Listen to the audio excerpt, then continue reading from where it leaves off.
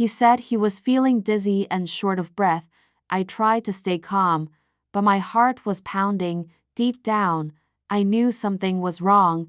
We rushed to the hospital again. The drive felt endless. Daniel held my hand the entire way, squeezing it gently, as if he was trying to comfort me. I kept telling him everything would be okay, even though I was no longer sure. As soon as we arrived, everything started moving fast. Doctors and nurses rushed in and out. They asked questions I struggled to answer. I signed papers with shaking hands. Machines surrounded him. The room felt cold, unfamiliar, and frightening. The kids were not with us this time. Ethan was at school. The girls were with a neighbor. I kept telling myself it was better that way. I didn't want them to see their father like this. After some time, his condition got worse. A few moments later, the doctors came in. Their faces told me everything before their words did. They said they were sorry.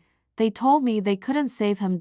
In that moment, my world collapsed. I stood there, frozen, confused, terrified, wondering how I would go on from here. But this was only the beginning.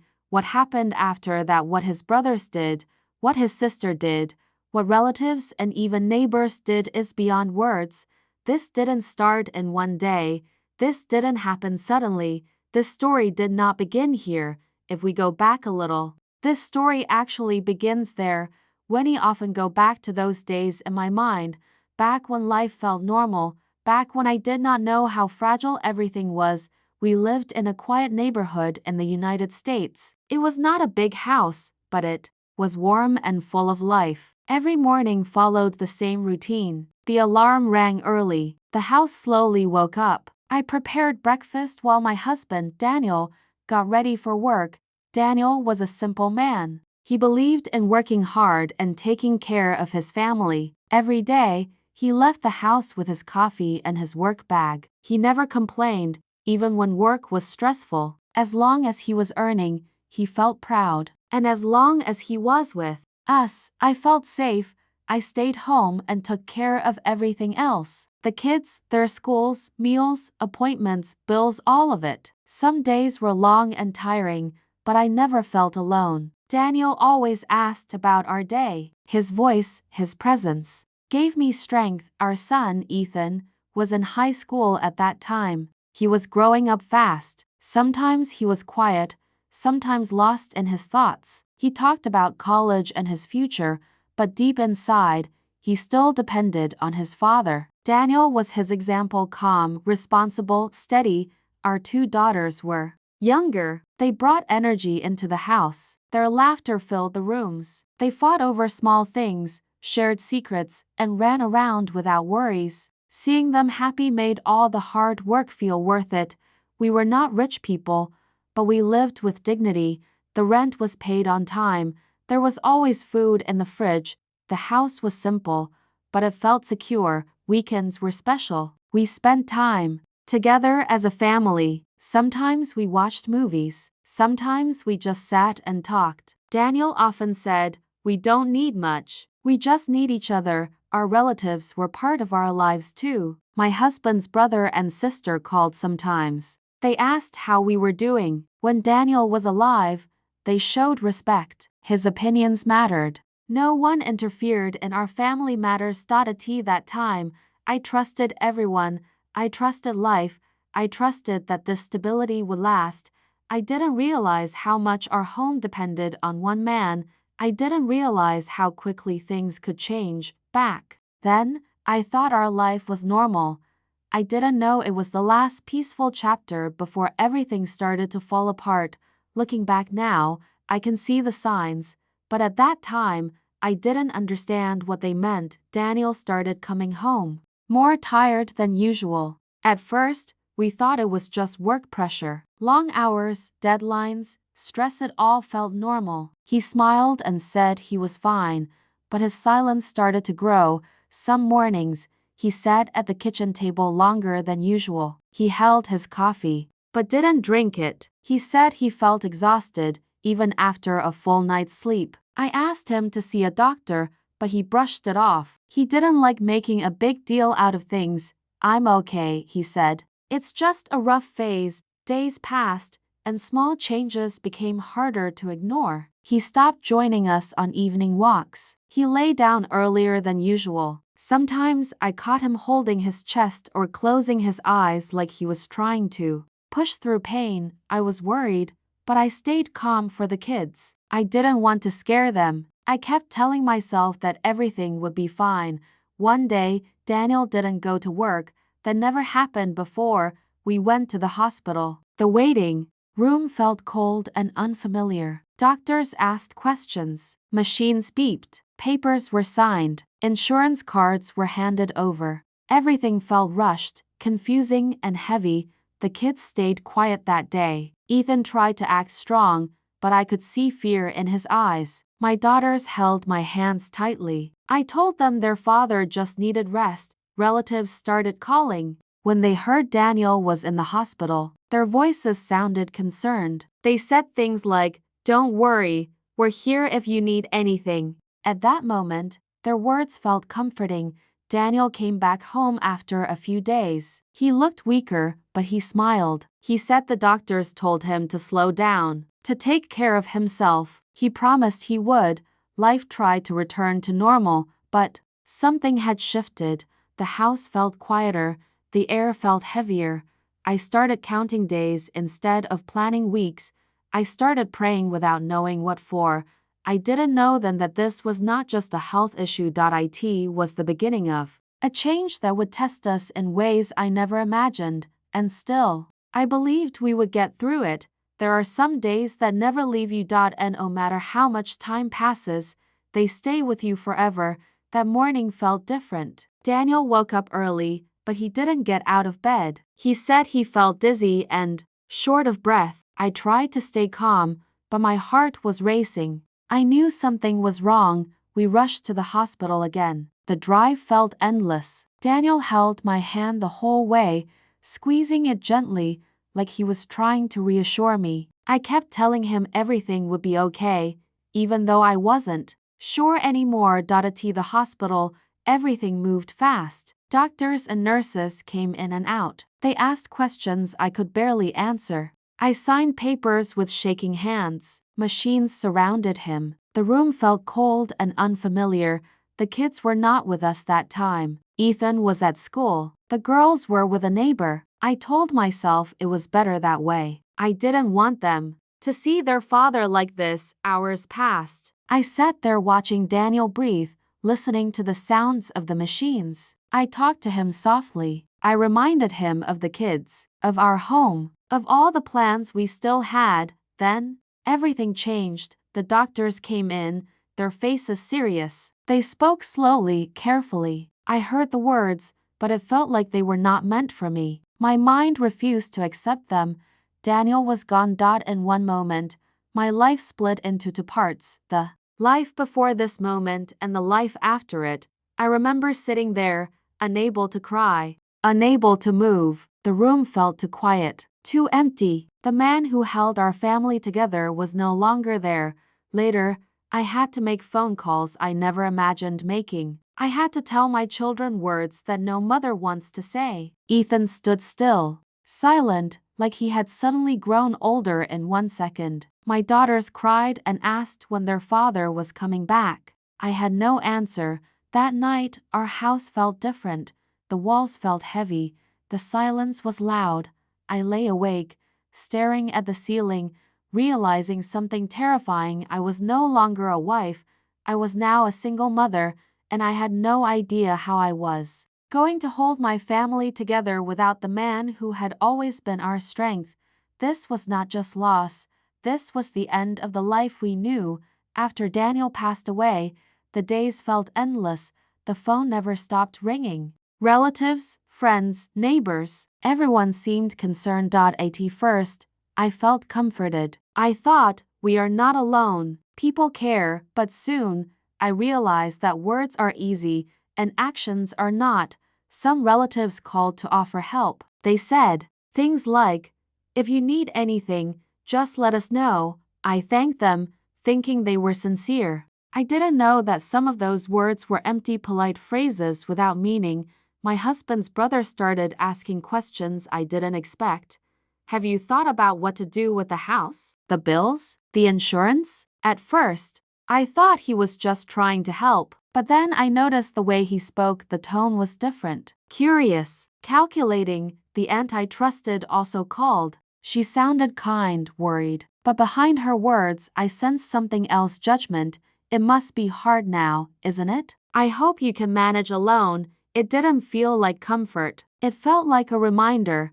You are alone. You can't manage. Without him, even friends behaved differently. Some avoided visiting. Some came for short moments, smiling politely, but leaving as soon as possible. It was like our loss made others uncomfortable. I had to be strong for the kids. Ethan looked to me for guidance. My daughters clung to me, asking questions I couldn't answer. I wanted to break down, to cry, to scream, but I couldn't. Not yet. I realized quickly, the world doesn't stop for grief, life keeps moving. And some people, they wait for you to fail. Even in those first days, I felt the shift. Some relatives who seemed supportive were already thinking about bills, about the house, about what they could gain. I held my children close and promised myself, no matter what they say or do, I will protect you. I will hold us together. But deep inside, I knew the real challenge had just begun. The first weeks after Daniel's death were the hardest. Every morning, I woke up and half expected him to be in the kitchen, making coffee, joking about something. But he wasn't. And that emptiness hit me like a wave every time. I had to handle everything now. The bills, the rent, the groceries, the kids' schedules, all of it. Tasks that Daniel used to do without thinking now felt heavy on my shoulders. Ethan tried to help. He made breakfast sometimes, helped with his sisters, and even tried to fix small problems around the house. But he was just a teenager. He couldn't carry the weight of the family. The girls missed their father terribly. Sometimes they would go to his side of the bed, hoping he was sleeping. Sometimes they cried themselves to sleep. I had to be both mother and father for them. I had to be strong, even when I felt weak. Relatives visited occasionally. At first, their visits seemed kind. They brought food, offered words of comfort. But soon, it became clear their concern was limited to a few polite gestures. Some relatives started asking about Daniel's insurance, his savings, and the house. Their words were polite, but their tone was sharp, like they were calculating. I could see it in their eyes. The same people who had smiled and hugged me at the hospital were now thinking about money. I remember one evening, sitting at the dining table alone, papers spread in front of me, bills, letters, insurance forms. I felt dizzy. I wanted to scream, to run away, to hide, but there was nowhere to hide. The children needed me. I had to face reality. Even simple things became complicated. Cooking dinner for 4 felt like climbing a mountain. Paying bills felt like solving a puzzle I wasn't prepared for. Even getting Ethan to focus on school required patience I didn't have. I started to understand the true weight of being alone. I understood that life doesn't wait for grief. And I understood that some people, even family, may not be there when you need them the most, but I had no choice. I had to keep going, for my children, for the house, for the promise I had made to Daniel, silently, the day he died. I will keep us together, no matter what. And so, day by day, I learned to survive. It didn't take long for me to notice the first real change in my relatives' behavior. At first, they were polite and caring. Calls, messages, and occasional visits made it seem like they genuinely cared. But slowly, I saw the difference. Daniel's brother started asking questions about the house and our savings more often. Have you checked the mortgage papers? Are the bills manageable? His tone sounded helpful at first, but there was an edge to it, a subtle reminder. He was watching, waiting, and calculating. Even my aunt, who always appeared gentle, started saying things like, "It must be hard for you alone. I hope you can manage everything by yourself." Her words sounded polite, but I could feel the judgment behind them. They weren't comforting. They were testing me quietly. I noticed that some of the relatives who had visited the Hospital often avoided coming to the house now. They didn't want to get involved. They didn't want to see me struggle, and perhaps deep down, they wanted to see if I could handle everything on my own. Ethan and the girls noticed it too. They asked questions in their own small ways. "Mom, are they still coming?" I smiled and said yes, but inside, I knew things had changed. I realized something important. Some people only stay around when it's easy. Some people care more about appearances, words, or even opportunities than about the actual struggle of being there for someone in need. That's when I understood that our real support had to come from within our family, from me and from the children. I couldn't rely on anyone else, not on distant relatives, not on polite words, not on empty promises. From that day, I decided, no matter what anyone else does, I will protect my children. I will keep our home safe, and I will not let anyone take advantage of our loss. The real test of strength had begun, and I knew, deep down, it was only going to get harder. It was during the second week after Daniel passed that the real tension began. It wasn't obvious at first, just small questions here and there. But slowly, the topic of money and property started to dominate every conversation with relatives. Daniel's brother called one afternoon. "Laura, have you thought about the house? About the savings Daniel left?" I answered politely, trying to stay calm. "I'm handling it, thank you. I'll make sure everything is fine." But I could hear the hesitation in his voice, the curiosity. It wasn't just concern. It was calculation. Every word seemed to measure what I had, what I could manage, and what could be taken. Even my aunt joined in. She said casually, "You know, things will be easier if you let us help with the property. It might be too much for you alone." Her help didn't feel like help. It felt like a way to insert themselves into our lives and our home. I remember sitting at the kitchen table, Ethan at one side and the girls nearby, holding their toys. I felt a wave of anger and sadness. How quickly people change when money becomes involved. How quickly concern can turn into greed. For the first time, I realized that some relatives weren't here to support us emotionally. They were waiting for Daniel to be gone so they could see what they could gain. I told myself firmly, no one will take advantage of this family. Daniel may be gone, but I am still here. I will protect this house, this home, and these children with everything I have. That evening, I looked at Ethan and the girls. I saw their confusion and their trust in me, and I understood that protecting them wasn't just about food, clothes, or bills. It was about standing firm against the people who might try to harm us emotionally or financially. The lesson was harsh but clear. Life doesn't wait for grief, and some people reveal their true colors only when tragedy strikes. It wasn't sudden. It was quiet, subtle, but slowly, I started noticing the way my aunt's words and actions affected our home. She came over one afternoon, smiling as always, carrying a small plate of cookies for the kids.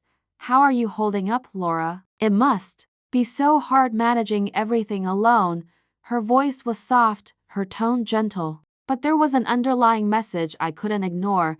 Every time she visited, she would comment on what I was doing. "Are you sure you should be paying that bill now? Maybe it's better to wait. Maybe you should let someone else handle the paperwork. It's too much for one person." At first, I tried to ignore it. I told myself she was just trying to help, but soon, her words began to plant doubts in the minds of others, in Ethan, in the girls, in our relatives who were watching quietly. I realized she was doing something very clever. She wasn't openly attacking me. She wasn't rude. She was planting seeds of insecurity, making me question my decisions, making me appear weak. Ethan noticed it too. He asked one day, quietly, "Mom, do you think she's right? Maybe we are doing too much?" I held his hand and looked into his eyes. "No, Ethan. We are doing everything we can, and we are doing it together. Don't let anyone make you doubt that." It was exhausting. Every visit, every phone call,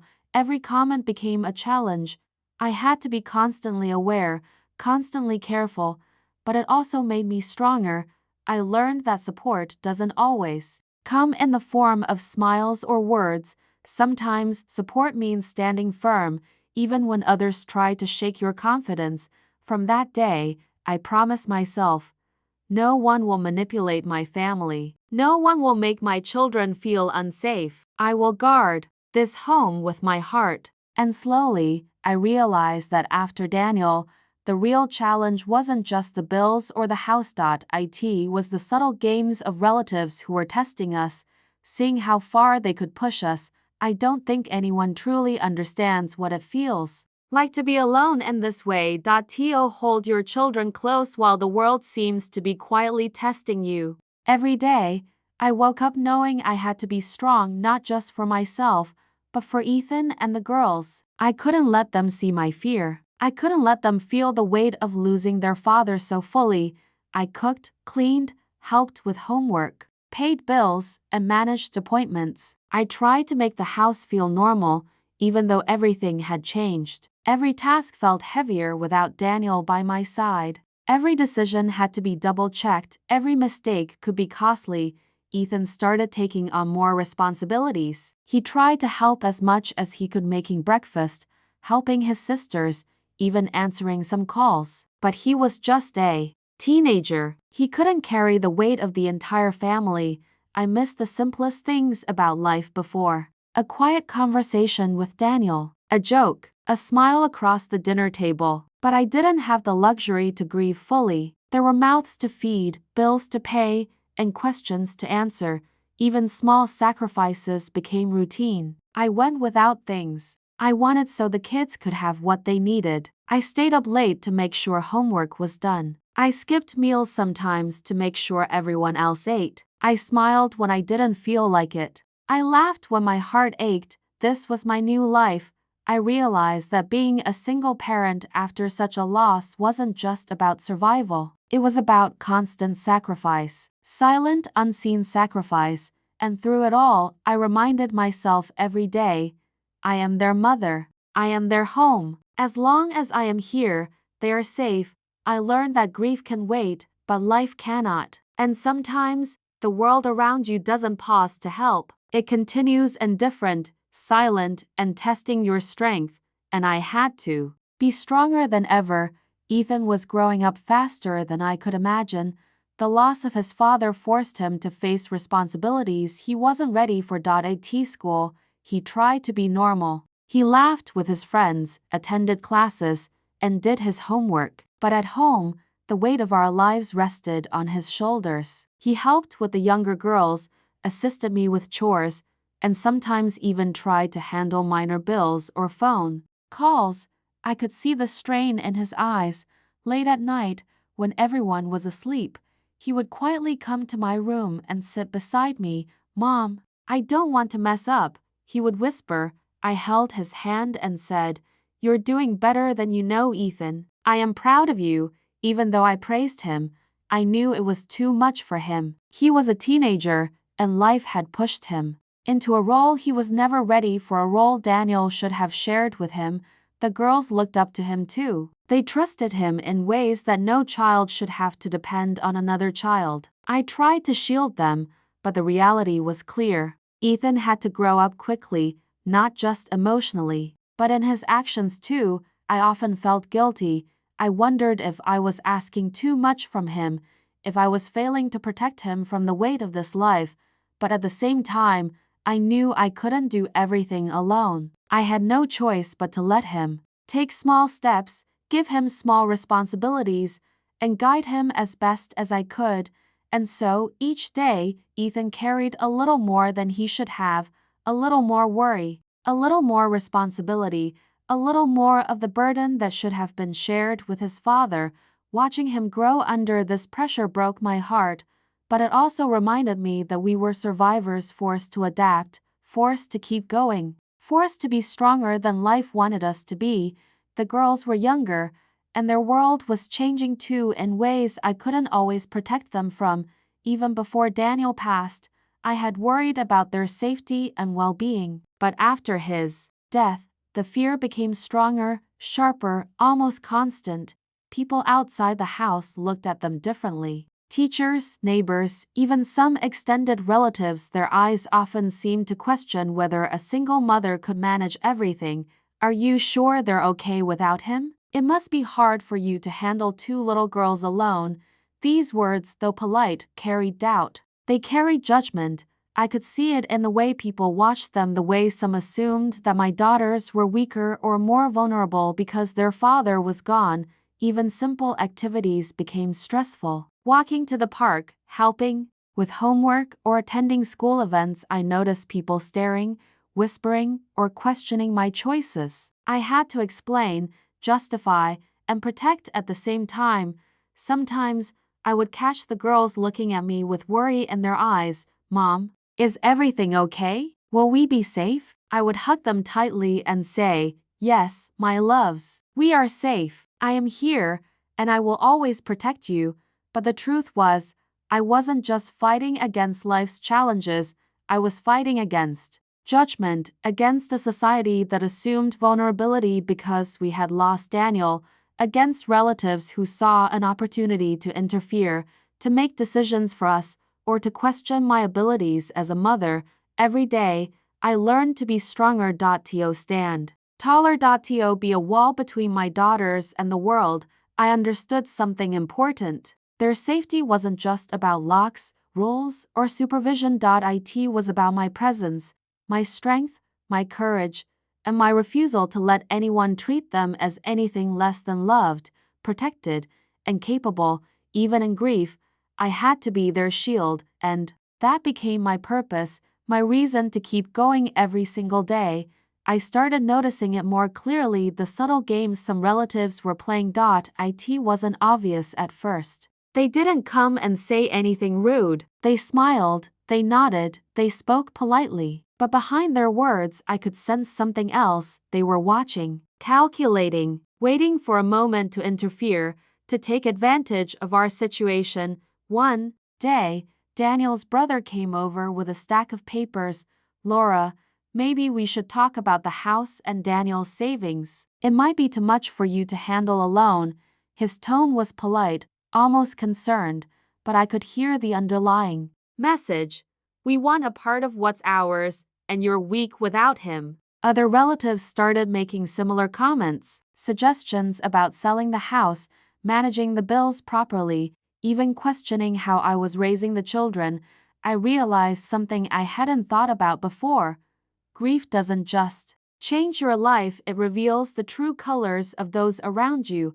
I had to be careful. Every word I spoke, every decision I made, could be questioned or challenged. It was exhausting, but I refused to give them the satisfaction of seeing me crumble. I reminded myself, I am the mother. I am the head of this family now. No one will control our lives, take what belongs to us, or treat my children as vulnerable because of Daniel's death.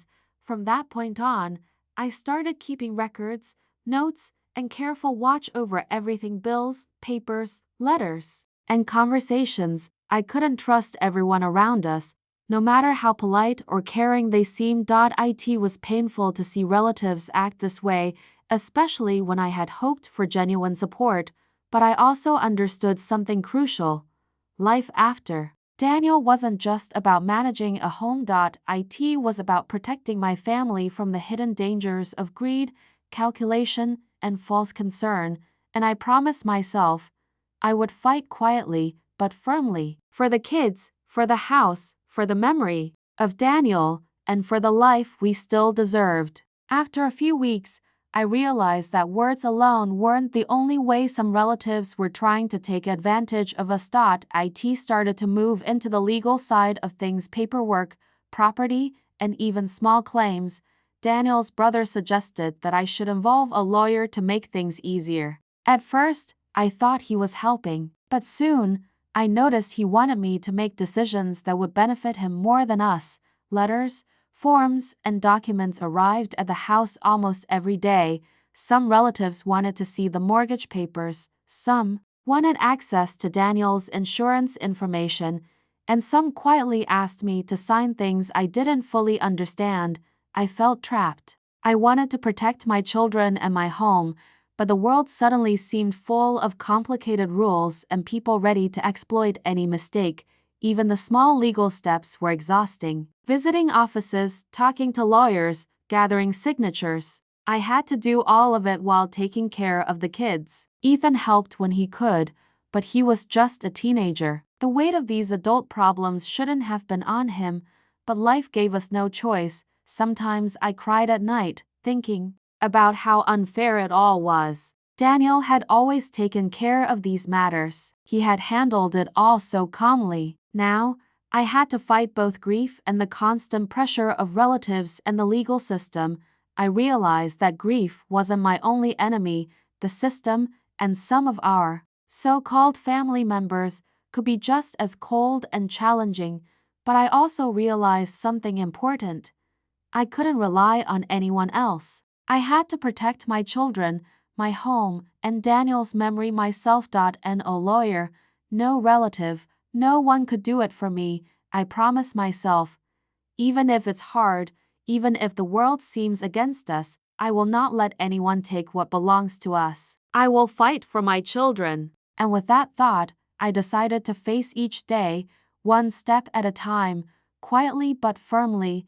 I never thought I would face this, being forced to leave the house that Daniel and I had built together, the home where we had raised our children, celebrated birthdays, shared laughter, and built memories. It started with letters and reminders, mortgage deadlines, paperwork, and notices from the bank. Then, subtle pressure from some relatives added to the weight. Are you sure you want to stay here alone? Maybe it's better to let someone else handle it.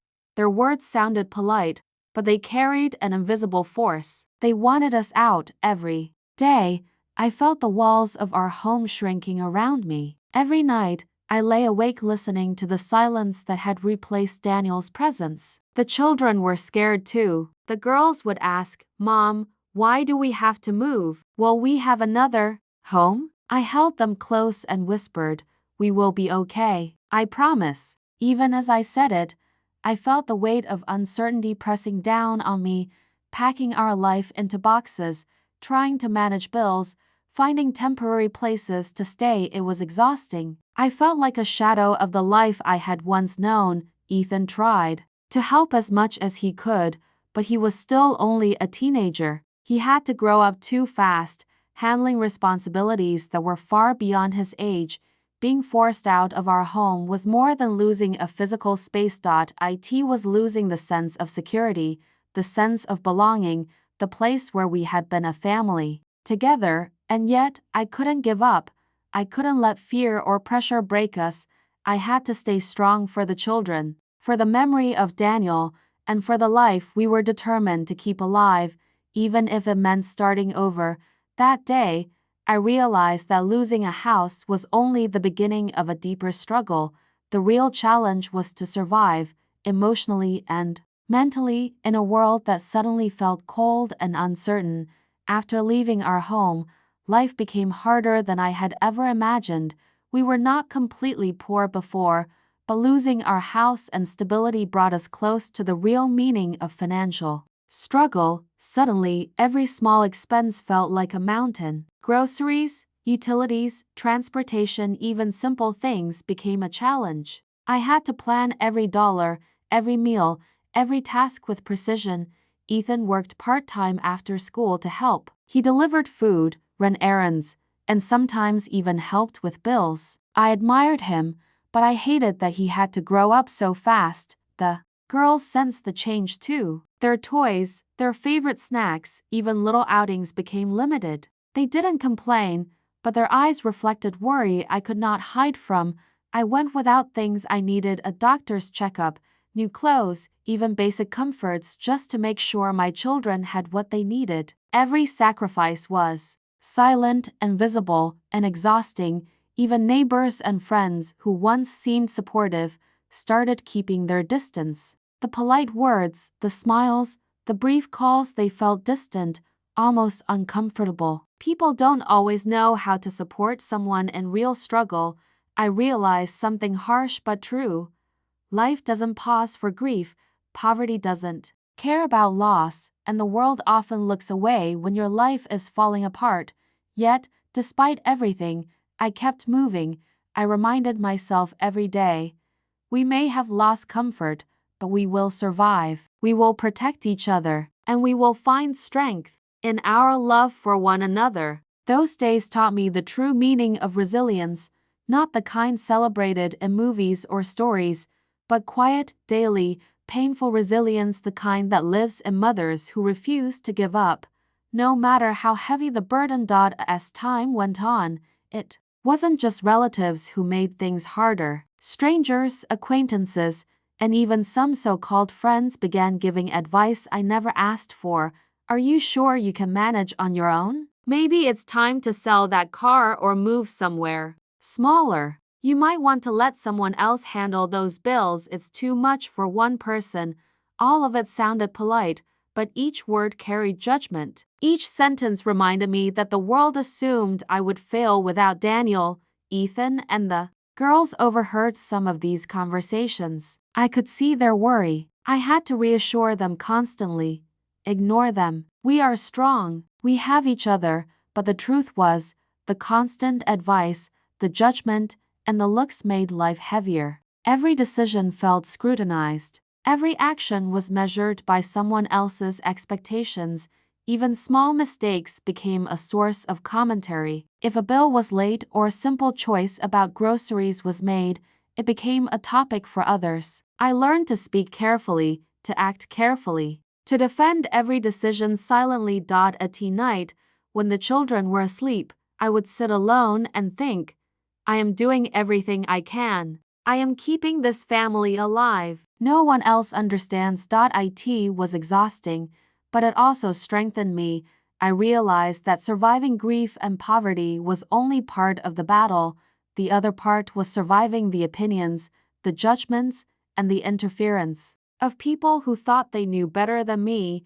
And through it all, I told myself, I will not let their words control my life. I will protect my children and our home. We will continue, no matter what. This became my quiet, daily fight, unseen by most, but fierce and unwavering. The nights were the hardest. During the day, I kept busy with chores, bills, and the children's needs. But when night came, the silence was unbearable. I would sit alone in the living room after putting the kids to bed. The house felt empty without Daniel's laughter, his voice, the small noises he made just being around. I would think about the past simple moments, breakfasts, jokes, even small arguments, that now felt precious. And then the fear of the future would creep in.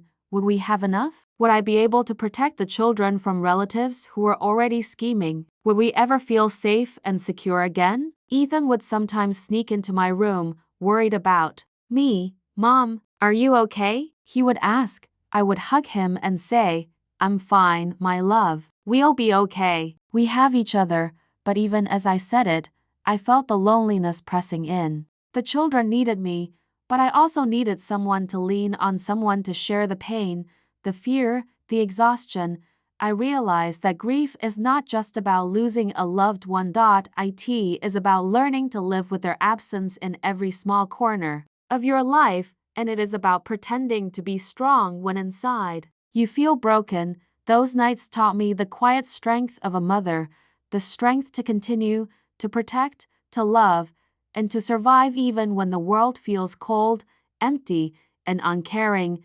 One of the hardest parts of all this was watching my children grow up too quickly. Ethan, my eldest, had to take on responsibilities far beyond his age. He helped with the younger girls, answered calls from relatives, and even handled small household tasks. He never complained, but I could see the weight in his eyes, a weight no teenager should carry. The girls, though younger, sensed the tension around them. They were more careful, more aware, more quiet than children should be. Their laughter was softer, their games shorter. I tried to protect them, but I could see how much the world's pressure affected them. Every day, I reminded myself that I needed to balance their childhood with the reality we were facing. I wanted them to laugh, play, and feel safe, but I also needed them to understand that life had changed, that we couldn't depend on others.